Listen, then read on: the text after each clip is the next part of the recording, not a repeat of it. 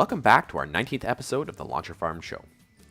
Recently, I jumped on a call with my friend Dan Wood, and we had a chance to talk to Richard Switzer with Mission Response, and I decided to make it a special episode and share it with you today.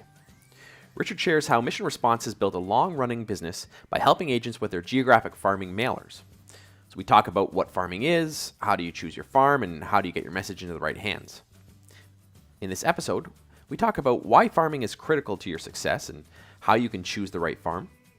Richard shares how to position yourself as the expert in your community. We also talk about what elements you need to build a strong brand and stay relevant. And Richard shares a super easy way to mail out your newsletters to your farm without having to spend a lot of time doing it. And we talk about how to use stats to provide value to your audience. Plus, we share a ton of other insights and ideas that you can use to grow your farm. So be sure to check out this episode, like and subscribe, and enjoy the episode with Danny and Richard. Thank you so much for being here and being on time. My name is Danny Wood. I'm the host of this show, and I'm actually co-hosting because Ryan had reached out to me to do a podcast with him. Ryan Smith, wave Ryan. Hello. With the bottle. Ryan Smith has a podcast called Launch Your Farm, and he reached out to me to do a joint venture where I do my webinar and he does his podcast at the exact same time. So I thought, how cool would it be if we invited a special guest and did a three-way call? So I have Richard, who just waved. He's with Mission Response, and he's going to be covering all his ideas on how the farming business works for real estate agents. Ryan is going to hop on and share his ideas on how to launch your farm. And then I'm just going to interrupt as we go on different ways that I would either leverage the concept or digitize it. So, Richard, hi. Hi, thank you for having me. I've been with Mission Response for about 10 years, and Mission Response is a market leader in providing real estate marketing newsletters. So we specialize in helping agents find a territory that they want to farm, and then consistently delivering high quality pieces to that farm area. So that's what we live and breathe at Mission Response. And, we like to consider ourselves experts in farming. We've been doing it for a long time, and we work with realtors all over Canada, many hundreds of realtors. Our formula is tested and seems to work pretty well. So let me just take you through some of the slides that I have here. So I'll just share my screen. Yeah, share your screen. I'm excited because I actually looked at a webinar that I did with Andrew years and years ago, and it got a lot of good organic traction, like almost 10,000 impressions. I forget how many views it was. Yeah, but it was up there. we still get phone calls from that video because it was so informative, and it's much longer than what this is going to be. So I suggest people maybe take a look at that one as well. But this is going to be more relevant. I think we should have a discussion more relevant to, COVID and, farming in this day and age versus, I think, 5 years ago when that video was done. So Cool. That's something to keep in mind to, our discussion today. Right on. All right. So let's see here. So let's just go over the few points I want to talk about here. So why you should farm, is a critical question to ask. And how do I select my farm area? That's very important. Now, many people already have their farm area in mind, and that usually has to do with where you live, but we'll go through some of the details of selecting a farm area. And then how should I position myself? So, what kind of image do you want to portray in the marketplace? And what elements do you need to be a successful farming realtor? So, most top agents out there in Canada are listing agents, and obviously most people know that. Farming is the way you get more listings in general, unless you have a giant network and you've got a lot of people calling you on a regular basis to list their home. You got to get in business somewhere, and a lot of that comes from farming. All the top listing agents generally are recognized as neighborhood specialists. Now, there are some who are not, but a lot of them are. So that's very important to consider here.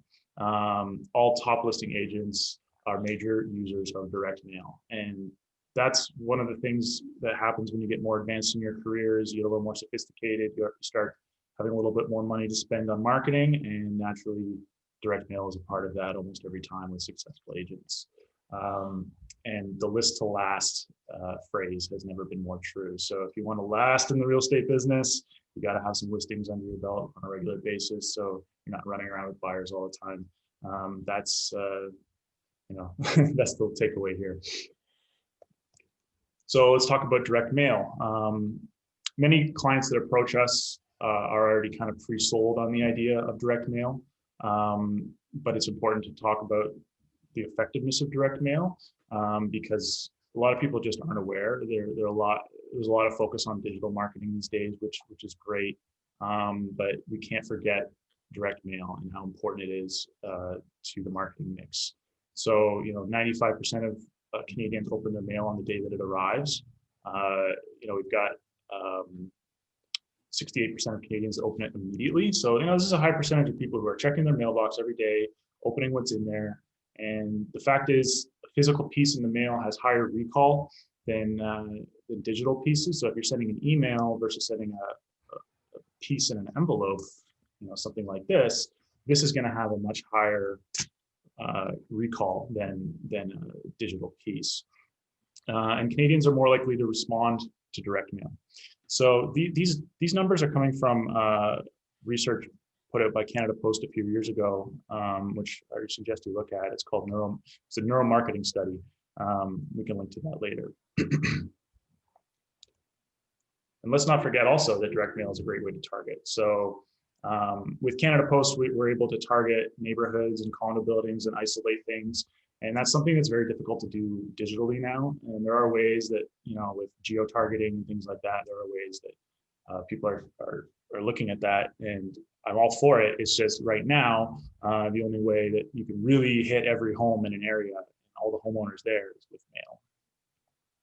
One of our common practices was anytime we sold a home, we would do 50 homes up and 50 homes down of the address of every just sold, just sold, just sold. And the direct mail, man, I mean, it works. It's literally, the word is in it, direct. It's right to people. And it's right in our company name, Mission Response. We're trying to generate a response. So that's what our programs are geared towards. Okay, let's go to the next slide here. How do I select my farm area? So, there's three key things you got to look at anytime you're looking at a farm area. And it helps to really get into the numbers when you're doing this. And that's the key thing here is looking at turnover. So you want to be working in a neighborhood that has a good amount of transactions happening. If you're working in an area that has low volume, the average price needs to be high in order for you to, make it work in terms of an ROI.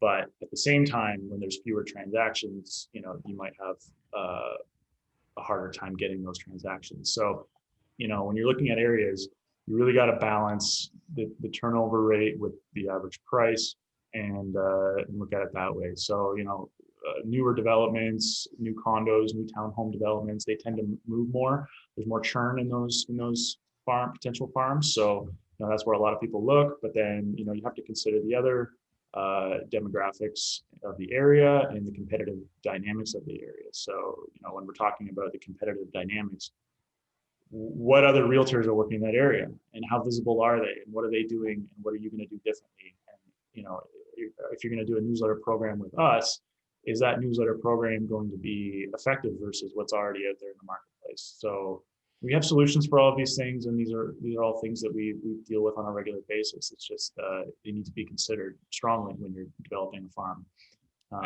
I want to interrupt for a second. I have one client who her strategy is luxury listings, and she's been a luxury agent. She's known as a luxury agent. And so instead of just targeting a certain part of one city, because she's in Durham region, which is Oshawa, Whitby, Pickering, and Ajax, what she's done is she's got the postal code dialed in of every luxury pocket in all the cities, and that's her farm area. So it's not even, it's more of like a property type is her farm.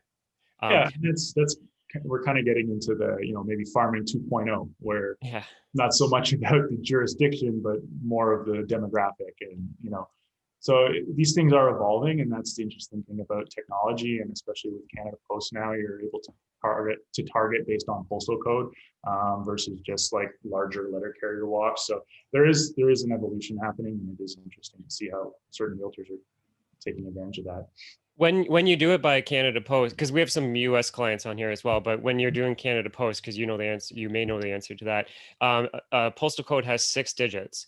Is it based on the first 3? or all six? Well, All six would be in more narrower area, right? yeah.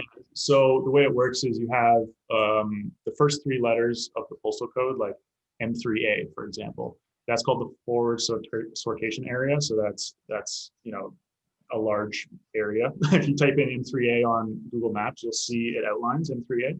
So that'll give you the general area, but then that area is broken down into letter carrier walks, or in some cases, super boxes. If you live in in Oakville, for example, there's a lot of boxes where you have to go pick up your mail. So it's organized into those routes. And what we do is we try to find those routes that apply to your farm area. And that's 90% of the time that works out, but there's a lot of cases, especially with condo buildings, when you're doing a condo mailing, you don't want to target all the buildings on that route. Sometimes Canada Post will group together several buildings on a route. So you got to look at all this stuff, and we have all the data and all the software that tells us everything we need to know to give our customers the best pricing for how to hit that one building. So I could mail all 1,000 units on that building, on that walk, but you only want the 200 in that building. So sometimes you have to get into the details with Canada Post and figure that out. But that's right. I was just going to add about the Canada Post walks. My brother-in-law is a postal walk person, so it's not actually by the postal code; it's by the postal walk, and those can change depending, and they change regularly. So some people don't realize that they may have a walk, and that changes. Can change. The way to think about it is letter, like those walks are composed of postal codes.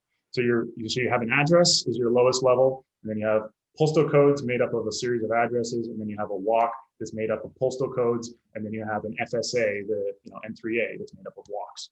So that's kind of your levels as you go up in the chain. So we specialize in trying to find those walks that work. If they don't work, we have other solutions. We can do postal code targeted mail. We can do address mail. We have third-party delivery agents. Anything, any curveball we can handle. So that's selecting a farm for you.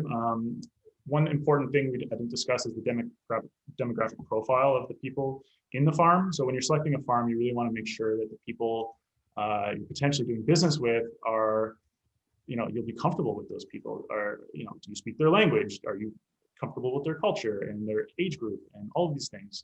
So those are very important to consider before selecting a farm. Perfect. Yeah, I would go for the highest turnover bread and butter market. That'd be my choice, would be whatever has the highest turnover and like the middle of the market average price. I'd be going all in on that. The other thing I was going to add into with Canadians, we have within Geo Warehouse, we have our the Stats Canada puts out the demographics for each kind of area, and you can search on Geo Warehouse and then pull down by postal code, and it'll show you kind of the demographics, languages spoke, where people are coming from. So it gives you kind of an idea of who's living in there too. So if you're trying to pick it, it gives you a good idea. Sometimes we have clients who are deciding not to farm where they live for whatever reason, and they're trying to branch out and pick a new area. Let's say they're selecting between 5 different potential farm areas.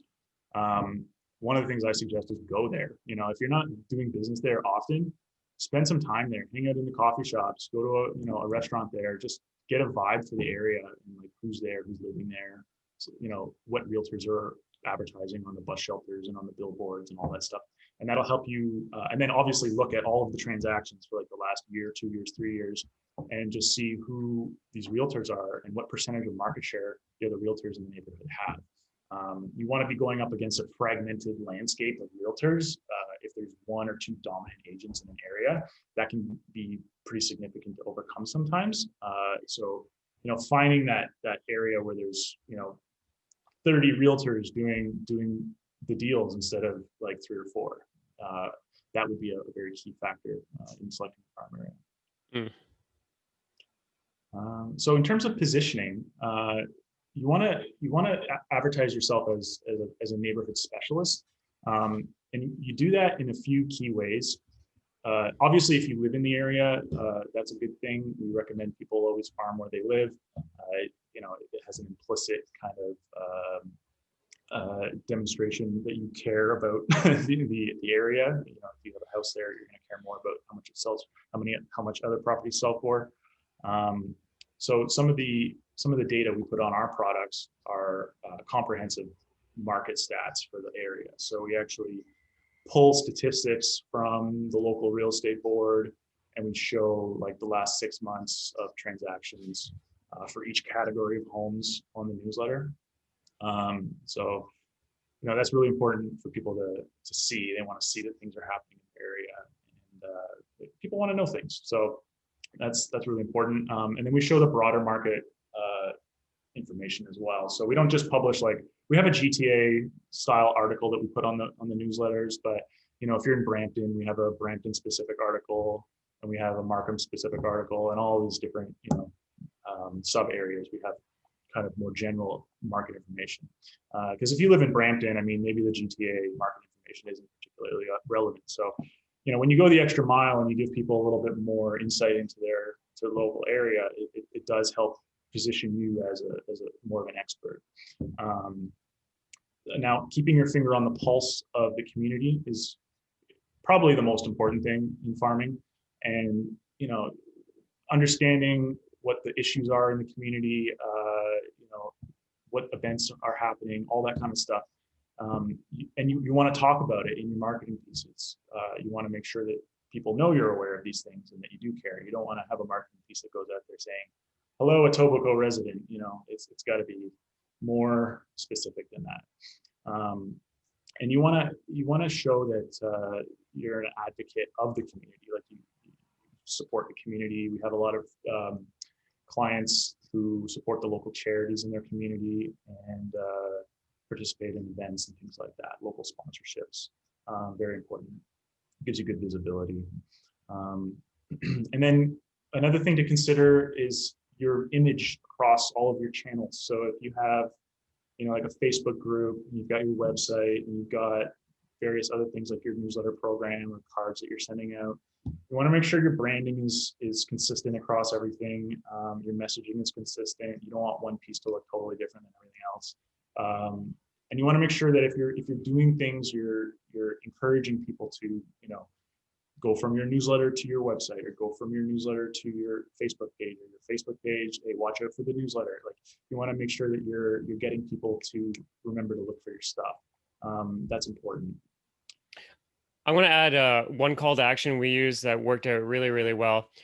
We obviously would include our website on all of our direct mail, but the one that we found that actually we could track and measure and got tangible results from was texting. So say in our newsletter, we had like a couple of our featured listings in that area. The call to action would say, for pictures, price, and info, text featured to 905-903-5442. So it was literally just telling them to text me the word featured, and the number I gave them was my cell number. So on my direct phone, I would just randomly be getting strangers texting me the word featured. I'm like, oh, they got the newsletter. Boom, message them back. And it just created a conversation. It didn't cost me anything. It wasn't like a third-party subscription or some fancy software. It was me just making up a word so I could use the word sold or featured or open house, like whatever you want. And yeah, that strategy on direct mail works really, really well. Cool. Yeah. Cool. So what do you need to be successful in farming? This is a question we get asked a lot, but you need a highly targeted direct mail newsletter with information, something that really ticks all of those boxes that I mentioned before in your positioning. So, how do you show people that you have all these this local data and you have all this expertise and your messaging is on point? You got to have a newsletter that conveys all that stuff. You can do that online, and there are ways to do that without direct mail. But like I said before, if you want to consistently, get in front of the eyeballs of everybody in that neighborhood or condo building, direct mail is generally your best way to do it. Now, other things you can do in addition to the newsletter, because a newsletter like ours is a once per month publication. So if you wanted to, have more than 12 touch points per year, and the recommendation is about 30 touch points per year for farm area. So you have to supplement with other things. So that could be just listed or just sold cards. We do a lot of that. And in fact, our newsletter programs, most of the time you're able to send out a card on a opposite schedule. So on week 1, your newsletter goes out, week 3, your card goes out, and then week 1, your newsletter goes out, and so on. So we do 24 touch points a year with the newsletter plus card. But there's other ways to get touch points, and that can be, community newspapers or door knocking, which is not so COVID friendly right now. But back before COVID, door knocking, especially with extra pieces of our newsletters in hand, that was proving to be pretty effective for our clients. It turned, especially after they've done the newsletter. So let's say they start a new farm area, and then like 2-3 months later, they start doing the door knocking. Before and after, it was very noticeable for a lot of clients. Like the knock turned into a warm knock instead of a who is this person knock. So when they get the newsletter for a few months, it really starts to create awareness in the neighborhood. And one thing I really like to encourage in terms of key performance and key element of success here is your community engagement. So what are you doing outside of just sending newsletters and cards to people in your farm area? Are you engaging with the community? And how are you doing that? You could be doing it through Facebook. You could be doing it through local events. That kind of stuff is very, very important. It's a little harder to do these days, obviously, but you want to have a two-way relationship with the people in your farm area. And that's very important to try to think of ways to engage people. Contests are good. Giveaways are good. Like the pumpkin giveaways for October are always a good idea. I think you spoke about that on the last video you did with Andrew. But try to think about how you're going to have these conversations or start conversations with the people in your community. Door knocking was definitely my favorite. I wish COVID didn't exist because getting face to face is one of the keys to me anyways, personally, being like with people face to face is like my favorite way of approaching all forms of business. Mm-hmm. So yeah, that thing. So because of the lack of being able to do the door knocking, what about the direct mail pieces? There's a question here about the condos and a large group of the owners just like ditching all the ad mail that comes in. How do you like crack through that nut? Well, condos, I mean, you have a few issues with condos. Number one, some buildings have a large percentage of rental units, so the owners don't actually live there. It's the tenants who receive the mail. So you may see some buildings with a high percentage of rentals, and a lot of people jump the, they get their mail and they go, well, none of this is for me, and they toss it, right? So that does happen. So it's important when you're selecting your farm to really look at those numbers of renters. And there are various ways to get those things. The realtors can generally figure that out better than we can. But what we do at least for people in Toronto proper, is we get the names and addresses of the actual owners, and we amend the database that we're using to mail. So we'll have all of the people who live there, and then we'll have another section of people who own units in the building but don't live there, and we mail those people the newsletter as well. So wow. Yeah, so they're living out in BC or whatever, and they own a unit in Toronto, and they're getting your newsletter. So, and that's something. I just missed the part of how you get that list. How do you build that secondary list? You get it. It's a very laborious process, but we get it through City Hall records, so that's how we do it in Toronto. Other realtors have done it on their own in their own jurisdiction wherever they are, but that's what we do for like downtown condos in Toronto. There's huge value in what you just said. I didn't even know you guys did that for your clients. Yeah, that's relatively new. We've only been doing it a couple of years, so I encourage people to look into that, because some of these buildings are just like unfarmable because of they're like 80% renters, right? So if you really want to target the owners, you have to do a little bit. So we charge a pretty nominal fee for that. It's very accessible. Crazy. All right. And then I was just going to get into a little bit more of our product specifically, but maybe we should take some questions if you have any more.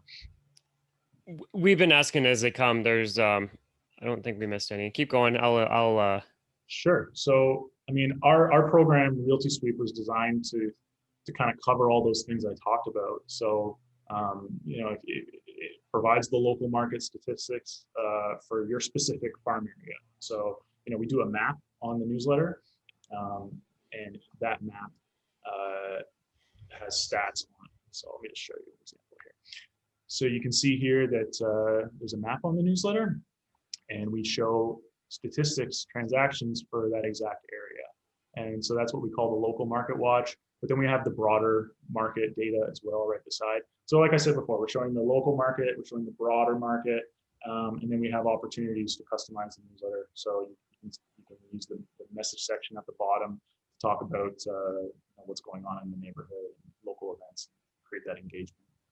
I have a thought. Can you make a simplified version of this? And I'm thinking more for like a Instagram post, Facebook post that every month when you provide this newsletter for the clients. Maybe I'm just giving you an idea for a future product, but if you could make a simplified version where it had like that map at the top with a blurred out background, and then like less data and more of the main points type of thing. That's something I've been really trying to get done, to have some automatically generated like social media content that's based on your newsletter. So that's something. Let's chat after. I've got ideas for you, and it actually would be an additional. I got some big ideas for you on that. Cool. Looking forward to it. So yeah, that's that's our farming talk 101. I mean, a lot of this comes up. A lot of this comes up in the process when people are interacting with us, looking for a farm area, deciding what to do with their marketing mix, and we go through these points. So if anyone has any questions, I suggest you give us a call and talk to me or one of our salespeople. And one question is, what about smaller rural areas? Because you've been talking about Toronto and other major centers, but what about out in, I don't know if Kim is thinking maybe like Bowmanville is rural, but like... Yeah, we actually have clients in Bowmanville. Yeah, that's... Yeah, so we do Cobourg, Bowmanville. Kawartha Lake? The Lakes area, we have clients up there. Yeah, anywhere Canada Post goes, we go, basically. So, I mean, that means pretty much all of Canada. It really boils down to if it makes sense for the realtor to farm that area. Like, is there enough moving? Is the competitive landscape favorable to getting in there, or and is it a new area for the agent, or is it an existing area that they're already working? These are all things we need to consider. But as far as where we can market to, I mean, anywhere in Canada. David asks a really good question. What would be, he wants to start in a brand new area, what would be the first three things that he should do? Three things to start with. I would ask first, like, do you live in the area? What else are you doing in the area to market yourself? But if you're looking at farming specifically, like those things I talked about before, turnover, competitive dynamics of the area, and the demographic profile. So you got to look at those three things for sure. Right. Just going to add something about the urban or the rural area. So I just interviewed Jackie Pennington on my show, and the episode hasn't come out yet. But one of the things she did, she moved from Cobourg, Port Hope area, and then moved into rural. And her business skyrocketed because no one else was doing the rural. So a lot of people she said there's so many agents trying to focus on that in-town pocket, and that rural just skyrocketed, and it really helped. Also, I hate to say it, but there's a little bit of a, agents in bigger cities sometimes can be a little more sophisticated than agents in smaller towns, and in terms of their marketing and their image and things like that. And we see that a lot. So, when you get a big city agent going out to the country and taking their, all their methods and know-how out there, I mean, yeah, it's not, not always that difficult to make an impact. So question on pricing, and I know that's a dicey subject because everybody has different numbers that they'd be sending out, that sort of thing. What's like a general idea of like, hey, agent, like for me, when I'm doing digital marketing, I'll say to agents, what's your budget? And then they say, I don't know, I don't have one. And then I'll be like, okay, well, tell me a comfortable number. Is it like 300 a month, 600 a month, 200, 2000 a month? And they'll be like, well, whatever produces results, I'll pay. I'm like, okay, but you're still not helping me here to answer you. And generally, my general answer is for people is like digital ads as a real estate agent, you probably are going to be in the range of like 200 to 600, depending. That's a really common spread. So Yep. what's a common spread for a person that's thinking of doing geographic farming with a direct mail approach? What is like kind of like the range? And it could be Yeah. lower, it could be higher, but what's the A lot of the time, you don't really have a choice in terms of how many units you're sending, just because a building is a certain size. So if you want to target that building, you have to send that many units. If you want to target a neighborhood, you're going by what the letter carrier walks from Canada Post are. So if the letter carrier walk is 500 homes, then you got to send 500 pieces to those homes. Otherwise, bad things happen. Like you may be skipping some homes or something like that. So we have to look at the area that you're interested in, and then we need to, really figure out, okay, how many houses can we do for your budget? So, you tell me a budget, and I'll get as close as I can to it with the letter carrier walks or the type of mail we use, and or what other okay, requirements you have, right? So it just depends. so for the people that are just kind of scratching ideas on a piece of paper, Yeah, what would be like the lowest barrier entry? If somebody said, well, my budget's 500 or yeah. 300, you'd be like, probably not Mine- going to Yeah, work. you can do it like a single walk of a neighborhood. Some of them are relatively small. Like you could have 200 or 300 home walk, and for an unaddressed piece that we do, where it's not in an envelope, it just goes loose. They run about 50 cents a piece. So you can start a farm area for a couple $100 a month, and we have many clients who do that. Especially in some of the smaller condo buildings too. There's some buildings that are like 50 units or 100 units, or even less, and we have programs for that. So we have clients that are spending like, $100 a month or $50 a month. Now that said, the turnover is going to be low in those areas. So, you may be spending $100 a month on this newsletter, but you got to factor that into your ROI, because you may not get a deal for a while, so because there's only so many deals in the building. So those are things you need to consider. But I always recommend people start small. As a salesperson, I want to sell them as much as I can, but I want people to be successful, because that's how we do well. So, I always recommend people start small, something that they can work effectively. Because if you come to me and you want to start farming 5,000 homes, which is what a lot of people have in their heads, they're like, well, I want to do this neighborhood that's 5,000 homes. That seems reasonable. Like, are you going to door knock 5,000 homes every 3 months? Like, that's a lot of work. But door knocking 200 homes or 500 homes and forming a relationship with those people, because you're seeing them more often, your newsletter is more targeted to those people and that kind of thing, it's more effective. So we make it easy to segment, your farm areas and manage them. That's kind of the whole point of what we do. So I knew the pricing thing was going to open a can of worms, because everybody's so. Yeah, and it depends on what kind of mailing you're doing. Like if you're doing unaddressed mailing, the tread rate for postage is like 10.5 cents per piece for unaddressed. Versus, if you're sending a piece in an envelope, you got to pay for the envelope. You got to pay for personalized mail postage or address ad mail postage, which is 50 cents. So like your cost can vary wildly depending on how you're sending this thing. So we always look at that, and we give you all the options, and we try to recommend what we think is the most cost-effective way of doing things. I've Mark, got a question for you. Sorry. Oh, go. If someone wanted to deliver it themselves, do you give them the option where they can pick it up and deliver it themselves? Because when in our farm, we hired kids and we had them dropping it off rather than doing Canada Post. Yeah, and we do that. We generally only do that when sometimes Canada Post, like the walks, aren't really great. Like they don't line up with the neighborhood, and you might get a whole bunch of streets that you don't want to mail. And in that case, we might split that walk and deliver. We might do like a large portion of it through Canada Post, and then we'll ship the extra pieces to a third-party delivery agent or the client themselves just to hand deliver. But generally speaking, like 99% of the time, if you want this newsletter to go out every month, you need Canada Post or like a reliable third-party delivery. It depends. It's always different.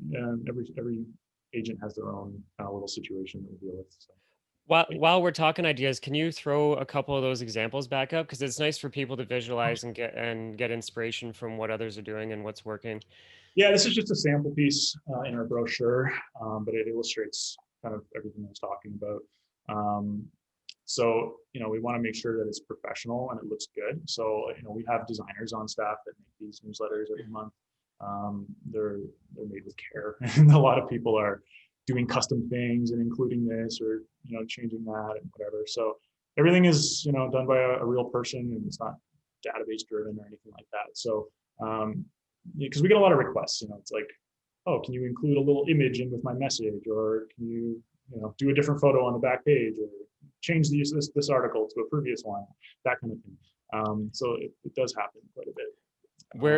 We're taking a couple of our clients and doing that idea exactly of taking their newsletter, but then doing a simplified version of it. My challenge is that I have to like recreate the wheel and have somebody design that for them every month. So if Yeah. your system can somehow automate like a square post that is super simplified and social like worthy, then I've got some agents where we're doing the digital version of that, where they still do the direct mail, but we're supplementing the online and the ad that the people are seeing all month through Google Ads and YouTube videos while they're watching. If they're in that farm area, they're seeing the agent's local stats. And it's like That's $50. great. That's 50, great. 50 That's bucks. really going to help the recall. Like when they get that newsletter in the mail, they're going to be like, oh, I know this, and they're going to look at it for an extra few minutes or whatever it is, or it stays on the counter longer, or and that's the power of direct mail. It has that sticking power. It stays on the counter. It gets passed to the other person in the house or whatever it is. And if anybody liked that idea, it's not like I'm trying to sell my service. If you just want to do it yourself, we're doing it through Google Ads, and there's a banner network. And so we upload the image there, and then we just target based on the postal code or zip code if they're in the US, and over a certain age. And we don't, we have negative values. There's about 4,000 negative terms, because if the web page has like sex, drugs, death, war, fire, murder, like all these bad words, then if that word is on the page, we don't want your ad to be triggered. So that's basically the only rule set. And yeah, it's $50 a month, and people are getting 60, 90,000 impressions a month. That's really cool. Yeah. Something to think about for sure. I've got my different formats here on the screen. So, like I said before, we have an answer for any problem that you might encounter along the way when developing a farm or trying to decide how to mill. So we have different sizes and we have different versions to accommodate different situations. Like in the bottom right there, the condo cluster. That's a program we did in Liberty Village because, like I said before, sometimes Canada Post sticks a whole bunch of buildings together on the same letter carrier walk. So like it's hard to target just one building. And in this case, the buildings are kind of related. Like if you're in building A, you may be interested in what's going on in building B next door. So that kind of helps to create more of a community feel to the newsletter instead of just individual building and newsletter for that building.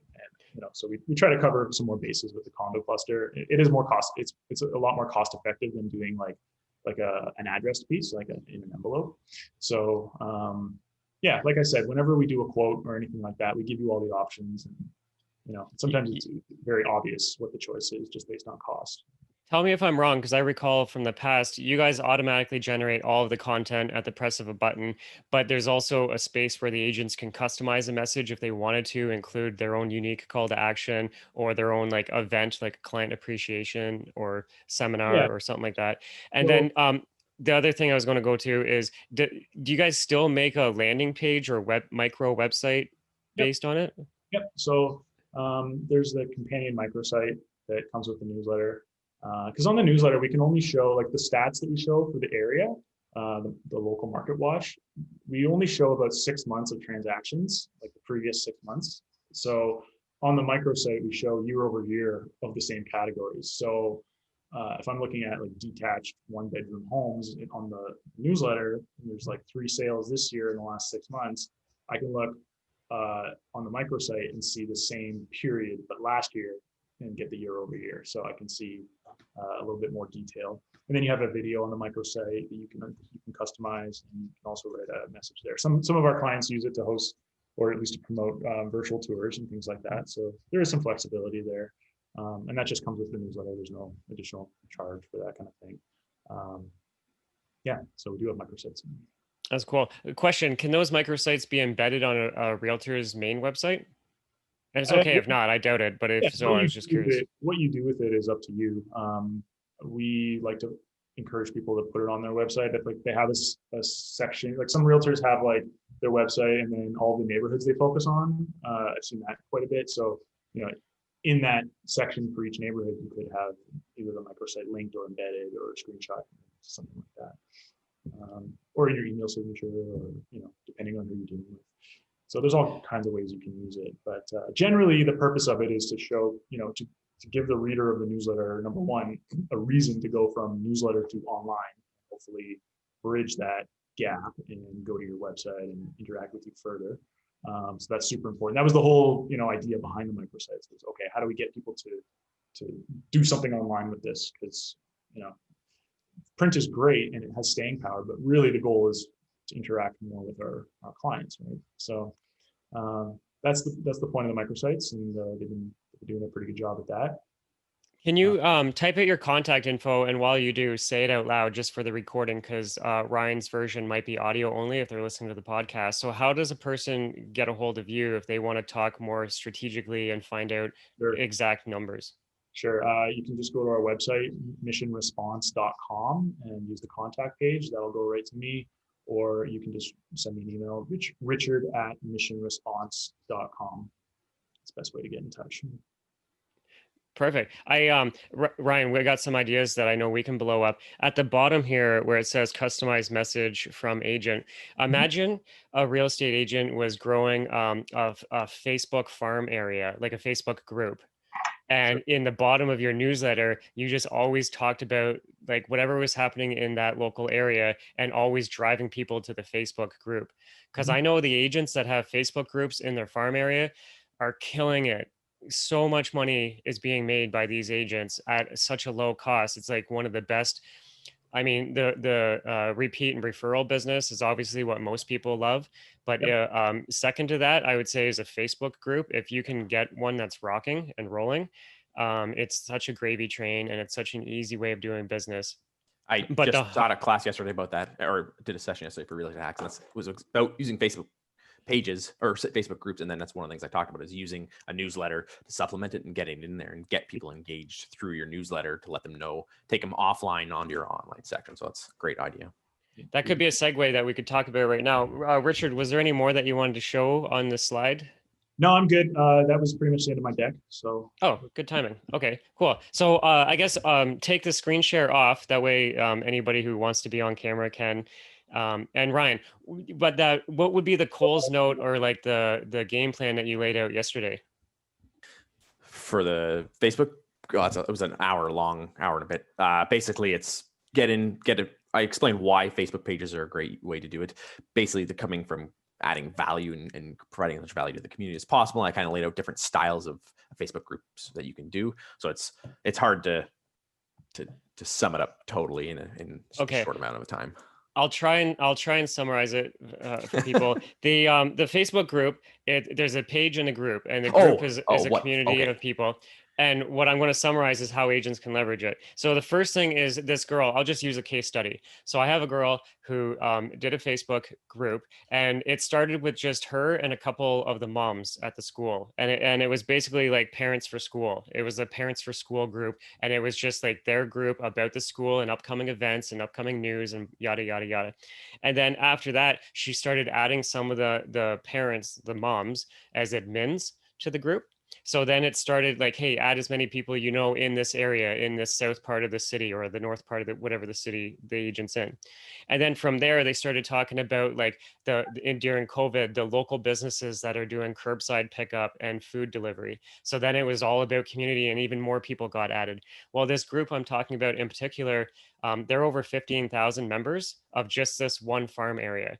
And the agent that is like kicking ass with it, she's getting, I don't want to say numbers, but like most agents, what is average 6 homes a year? She's like making the income of like 5 agents just from this Facebook group. And it's totally free. Like she gets paid from it. She's not paying for it. They do really cool initiatives where they do like an adopt a senior, where they go to the old age homes and they what is it when you're getting married or having a baby, and people can go to the store and there's like a registry. I forget what it's called. It's a registry. Oh, I do know what it's Bridal called. Okay, yeah, bridal registry. registry. Right. Yeah. So they got this Oh, registry for seniors, and the seniors, because they're like, some of them have like no income, right, or low income, and so anything they want that's under $30, so they build a wish list. So like Bill wants earbuds, and Joanne wants a book, and Sally wants a cooking something, and so they've all got this like wish list of what they want, and then the local students and kids of the community were buying and then delivering that to the old age home that Christmas. And the number of people that got sponsored or like adopted, like adopt a senior, the numbers went from like a couple hundred people to a lot. Like it was incredible of how many people were making an impact. And so definitely grassroots organic growth. So start with, logically, who do you know that's in that farm area? Write them down, connect with them, add them to the group, and slowly start adding value. I would focus on whatever's happening locally in the community. Is there an upcoming parade? Or is there like big news about COVID? Like I would just, whatever's the pop culture, whatever's happening in the moment, I would just be feeding into that. And then I always double down. So when a person gets added to a group, even though a lot of the messages will get like sent to spam or whatever, I'll do a private message. Well, firstly, I'll publicly message them and say, hey, I'm adding you, check your messages. And then I'll send them a message privately and say, hey, who do you know that would get value from this group? Can you add them? And I just encourage people to take that action. And it's like asking, do you want fries with that? Like it's just asking for the referral, and the size of the group just keeps spiraling up and up and up and up. yeah. And if you can do like the direct mail that Richard was talking about, but use on your direct mail, have a link to your Facebook group. There's a way to do that. I was talking to Andrew um, and Andrew Foliato, and so take your business page and do a post about it, like just a normal regular post. And then what we do is we take that URL and go to GoDaddy and do a URL redirect that takes people to that. So that way we can put that in our direct mail, because nobody's going to write out facebook.com/group/123 and like this long code. So we take the long URL, shorten it to whatever your farm area group is called. And when people type that, it doesn't take them to the group. It takes them to the Facebook page with the link to the group. That's my idea. I just wanted to share that. It's a great one. Makes sense. And I was thinking it would be, if what if you're a realtor and you see that there's already a popular Facebook group for the neighborhood like that? I'm of the opinion that you should probably just do it anyways and make your own and see how many users you can get and try it out. Do it. I would do it based on your niche, whatever your. I mean, she did the approach of parents in the school. I couldn't do that. I'd look like a big creep. I don't have kids. People are like, who is this guy? So we all have our own like angles at how. Definitely, maybe you want to focus it on finding lost animals. I don't know, whatever it could be, like lost animals for that community. That's a good Facebook group that if it doesn't exist, it'd be a cool one to start. I mean, Yeah. I'd like to help people find their lost animals, and it's just like a small little pocket. But with the one guy in I live in an old part of town by a hospital, and it this guy, that the real estate agent that owns that farm, like he owns it, and all he does is every Canada Day he delivers little miniature Canadian flags with his card, and he sticks it on everybody's lawn. Nobody seems to care. You'd think like people would get all like angry because he's like littering or whatever. But I mean, the guy's been doing it for years. Everybody loves him. He actually goes door to door and just talks, but he's never pushy about like, hey, I want to sell your home. I want to help you buy. He's just like their friend in the business, and just like he walks his dog every day in the neighborhood. He obviously lives in the neighborhood, and he crushes it. Like his whole 80% of his business is just from this one little pocket of town. And I mean, the guy's got what most people would want. And that's an easy business that he doesn't have to drive miles away from. And he knows the market inside and out. Like he knows the issue of like, for the fact that just behind my house is an underground river that you can't see. Well, nobody tells you that until you move in on the street and people are like, oh yeah, you're like living on a river and you're going to get flooded every other year. and like nobody tells you that except for this guy. He would know all that, so he's got the inside advantage, and his business style is just like walking up and down the street with his dog every day, every Canada Day. He delivers those flags, and he does. I think he does mission response too. He does Yeah. the direct mail, the once a month newsletter, and So that's yeah, we have, it's interesting when you tell a little story like that. That's some of the effective messaging we see that goes into some of our newsletters.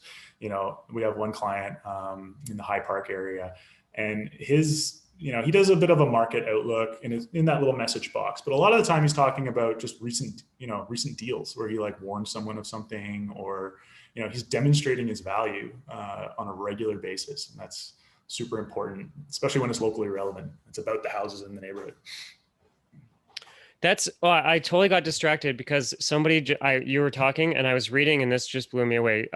Jeff is killing it with a Facebook group in New Westminster called Eat New West. And in one year, he has 5,000 members and 12 repeat client sales and 14 sales from complete strangers who joined the group. So called Eat New West. I guess it's just a Facebook group on restaurants and food establishments in his farm area. Yeah, Danny, I can add to that because I posted that. Jeff is a member of the Richard Robbins organization, and I've joined his group. And it might not be a bad idea for all of you to do the same. He works hard with this, but he's doing lots of video interviews with eateries in New Westminster, and boy, it's just paid off really, really well for him. So there's a perfect example if anybody here is thinking of doing something through Facebook that is not real estate salesy, so to speak. It's more about community support, but the dividend payoff is huge. Yeah.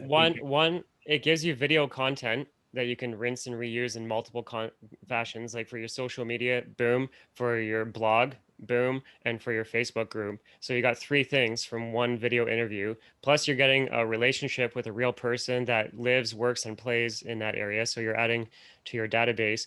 And you could even do the theme of just interviewing people on like, how is COVID affecting you and how are you serving people? Are people doing curbside pickup? Are you doing direct delivery? Are you doing skip the dishes? Like how can people order through you? Mm-hmm. And they can explain the new way of business. And yeah, that's an awesome touch. I think one of the important points there is that developing something like that doesn't happen overnight, and it doesn't happen without a great amount of effort and work. And it also doesn't happen without good suppliers.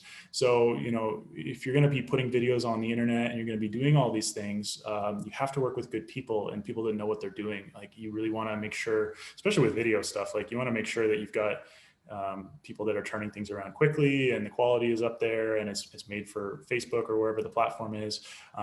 So, going through those steps of establishing like what needs to be done, all the different people you're going to need to involve to have a Facebook page like that. It's important. Like you need a designer, probably you need a social media promoter or whatever it is, unless you want to learn all those things yourself. So it's all important things to consider. Ryan, I want to put you on the spot before we go, because you've done a ton of podcasts with people of different styles on how they're dominating their farm area. And because people love Idea Fest, what are the ideas that got you excited? We're like, oh, that's a good, and you like stop listening to the podcast, you wrote it down because you're like, I gotta write this down. What were the ones that really stood out to you that are like, oh man, if there was just like 3 sizzle factors that people are doing that other people aren't, what would they be? Specifically with farming or specifically with Facebook groups and farming? Whatever you think is the best, but farming. I think the biggest thing is, give me a second to think about it because I've done 16 episodes so far. Yeah, cool. I will. So I'll answer a question while you're doing your thinking. David asks, a neighbor that he moved to has a Facebook group that already is established. And how does he tastefully promote himself without overdoing it? I would say by not promoting yourself at all and just being interactive with the people is probably the most tasteful way of doing it. Because as soon as you throw like your Tuesday listing up or whatever, it probably isn't the greatest. So if anything, you'll probably get banned from the group. If the other group owner is a realtor, they might they might get, knock you out of the group. So you got to be Yeah, careful. just be a fly on the wall and watch how the how they operate, who's like the Yeah. admins and the backstory there. So I wouldn't do any self promotion at all. I would just be more interactive and social at the beginning. Actually, So always. I got my answers now. So one of the ones that I interviewed Jessica Starr, and one of the things that she does is for her past clients and her groups that have referred her, they have a, what's it called? The train, the Polar Express train that comes through, and Okay. they have this whole big Christmas event, and she basically buys a train spot. You buy tickets to sit on it, and she bought the whole entire thing for her group. And so she bought like a car's worth of seats, and then basically gave the tickets to everyone. She had a whole thing she put together. She got what's it called? Like Christmas pajamas for all the kids. And she made this giant event. And she said it cost her a substantial amount of money, but she said she keeps getting money back time and time again from that event. And people now want to get on that list to be part of that event. Another one is what's his name? Well, the biggest one I think is no, my brain is fried. I'm on the spot. I'm not really pretty good at this. While the event part, so that whole train thing, I would connect with my real estate photographer and be like, hey, guess what? I got all these people coming to this train thing. I want you to come and take photos of everybody. And what happens with that is you get everybody's contact information because you have to follow up with the photos. It gets your photographer a closer relationship with you, so that in the future, when it does come down to them taking a photo between your listing and somebody else's listing, I mean, they've got a closer relationship with you. Just any event that I do, I have one coming up and it's hilarious. I'm going to contact the Surrey Real Estate Board. So Robbie's on this call. Robbie, your photo is outdated. I'm just kidding. But most real estate agents, their photo is outdated. So I'm going to do an event at the local real estate board where a photographer is going to be there and we update everybody's photos, their headshot. And so I'm going to contact a real estate photographer that can also do portraits. And it's going to be a little event for me just to connect with realtors in this area. So it's not going to be a big cost. But I love the idea of any event you do, always have either your real estate photographer or some sort of photographer there taking candid photos of you in the group. Because if you're always taking selfies, that's different. But if you have a photographer that's actually taking photos of you, you can't hug people. COVID, there's no hugging, guys. But before we used to be able to like do all that stuff, and it was nice to have a photographer taking candid shots of you like laughing with people and looking away. Yeah, we see a lot of those types of photos and stuff end up in our newsletters. So we have spaces that can be customized, and that's one of the things we see a lot of. So do it often if you can. One of the things that I was really impressed with was Matt Santagapti. He's like my second or third guest that I had on. And for those who don't know him, he's in London, and he's been cataloging digitally the whole city of London. And so he's created blog posts and reviews and content around the whole city. And then we talked about basically having your database so tagged and so segmented that you can send curated content to your audience instead of just sending one message. So if it's Father's Day and these people are fathers, you can send them a content about Father's Day. Or if they're pet owners, you can then segment something about a new pet store that's just opening up, and really getting into your database and taking the time to segment it will provide a ton of value, because then you can really curate what message is being sent to them. So I think that was impressive. And the other one was Jessica Starr's as well. So she did another event where she had what play was it? Oh, The Lion King, when it came out. Came back out in theaters. Yeah. Okay. And I guess the guy that voiced Pumbaa from The Lion King originally was from her town. So she actually ended up getting him to be there. She reached out to him, connected with him, and had him there. And then he ended up actually doing a deal with her. So he had no intention of really doing it. He just knew her. But so I would say pulling not strings, pulling the connections you've got from the community. And that's where, if you go back and give back to the community, they're in return going to support you.